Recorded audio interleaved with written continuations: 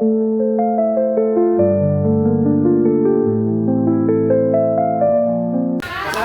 warahmatullahi wabarakatuh. Waalaikumsalam warahmatullahi wabarakatuh. Kami dari kelompok 5 akan mempresentasikan jurnal kembali. Sebelum masuk ke materi, kami akan memperkenalkan diri terlebih dahulu. Nama saya Kevin Maisani sebagai moderator. Perkenalkan nama saya Nina Studikanisa. Perkenalkan nama saya Anita Rahari. Nama saya Margarita Rombing. Perkenalkan nama saya Perkenalkan nama saya Materi akan ditayangkan di dalam laptop. Mohon simak dan dengarkan.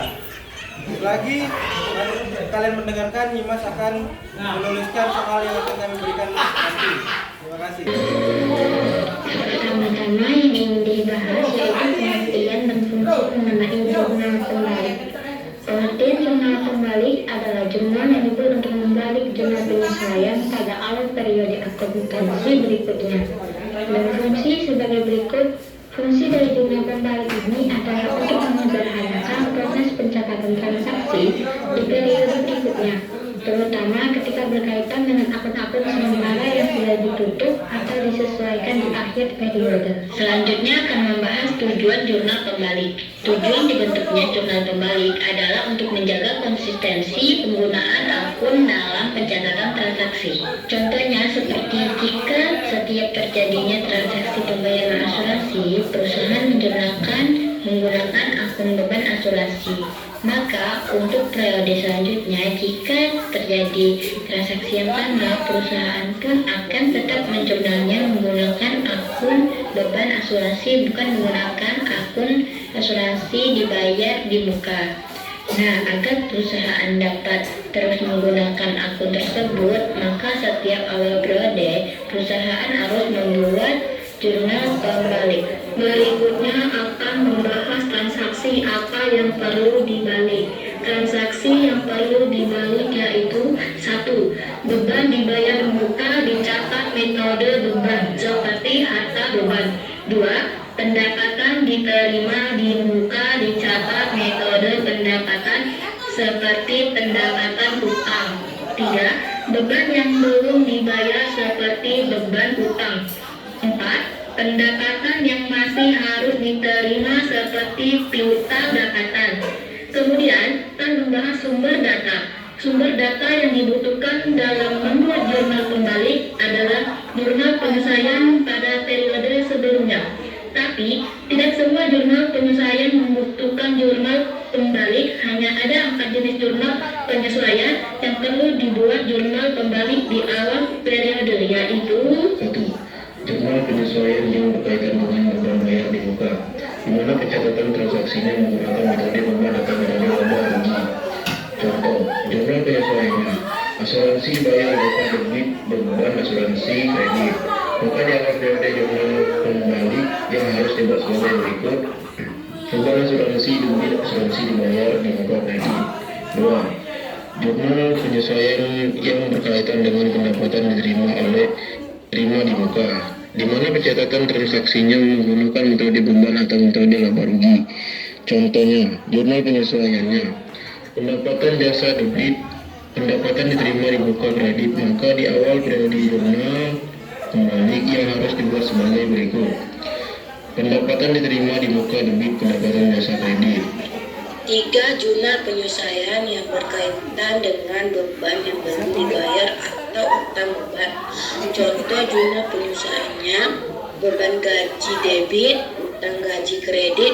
Maka diawali periode jurnal pembalik yang harus dibuat sebagai berikut: utang gaji debit, beban gaji kredit.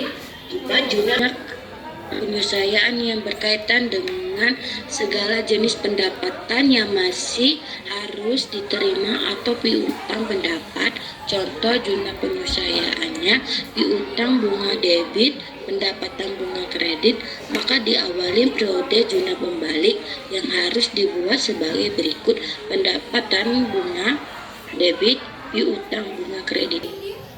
Selanjutnya akan menjelaskan bentuk jurnal pembalik.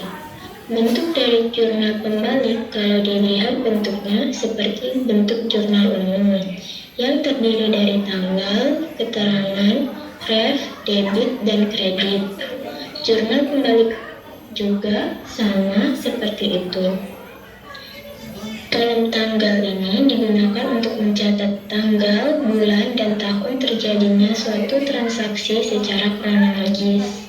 Sedangkan kolom akun atau keterangan ini digunakan untuk mencatat akun-akun yang posisinya di debit dan di kredit, serta keterangan singkat atas transaksi yang terjadi. Akun yang di debit lebih dulu ditulis pada posisi di atas, sedangkan akun di kredit ditulis kemudian pada posisi di bawah dan menjorok ke dalam.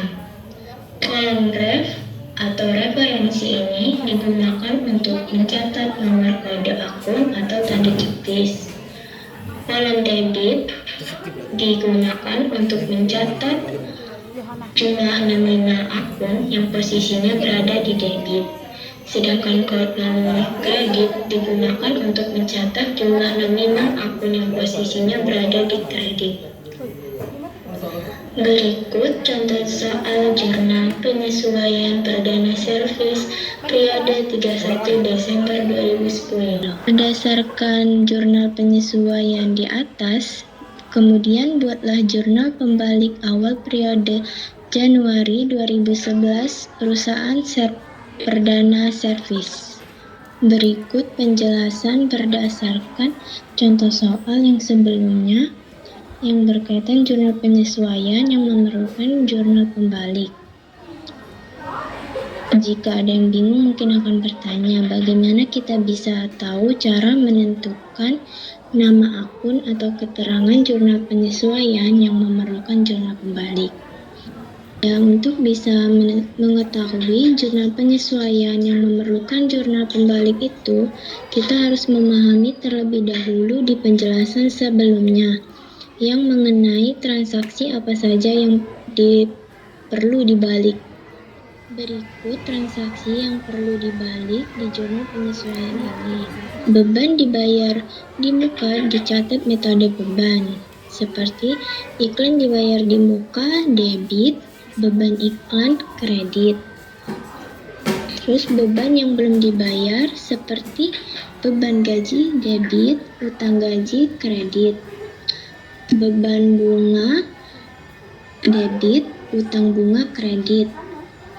Pendapatan yang masih harus diterima seperti piutang bunga debit, pendapatan bunga kredit. Terus akan kita jawab di tabel berikutnya. Inilah hasil keterangan akun dari jurnal penyesuaian yang memerlukan jurnal pembalik. Yang sebelumnya di debit ini nama akunnya iklan dibayar di muka dan di kredit beban iklan. Dan kemudian yang beban gaji di debit dan utang gaji di kredit dan seterusnya. Tetapi di jurnal hasil dari jurnal pembalik semuanya berbeda dan atau berbalik. Jadi kesimpulan dari hasil jurnal pembalik ini adalah yang berubah atau berbalik itu hanya posisi keterangan akun saja. Debit dan kreditnya tidak ikut berubah atau masih tetap di posisinya.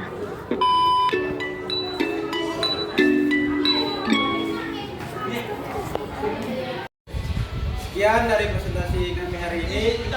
Ada pantun buat kalian. Karena dimulai, maka juga akan diakhiri. Cakep. Jika diakhiri tanpa mulai, itu bukan presentasi tapi masalah hati. Anjay. Sekian, wassalamualaikum warahmatullahi wabarakatuh.